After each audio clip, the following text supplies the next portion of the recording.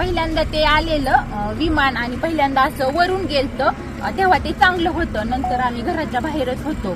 आम्ही गुरांना खायलाही टाकलं आणि घरानंतर आलो तर आम्ही बाहेर होतो आणि ते विमान गेलेलं असं खालून आलेलं आणि खालून असं ते खालून आलं आणि ते बरोबर वरती जायचं ते असं खाली त्याला अटॅक झालं. ते बरोबर म्हणजे 8:45 तेव्हा वाजलेल्या आणि त्याचा म्हणजे आम्ही पाहिलं पण एवढा मोठा त्याचा असा स्फोट झाला ना ते आमच्या घरापर्यंत आला. असं ते फिरलं आणि खालीच क्रॅक झालं. ते धावपट्टीवर गेलंच नाही तसं असं जागेवर त्याचा स्फोट झाला. आम्ही एवढं घाबरलो तरी पण म्हणजे ते आले वरून पोलीस ही मग आम्ही गेलो. 15 मिनिटं थांबले मग आम्ही घरून तरी पण आम्ही पाणी आणलं बादले पाणी घेऊन आलो. त्यांच्यापाशी पाणी दिलं विजवलं आणि ती बॉडी अशी साईडला पडलेली आणि त्यांचं मुंडकं ही पूर्ण म्हणजे साईडला होतं ना अशी निम्मी बॉडी होती ती आम्ही पूर्णपणे पाहिलेली बॉडी.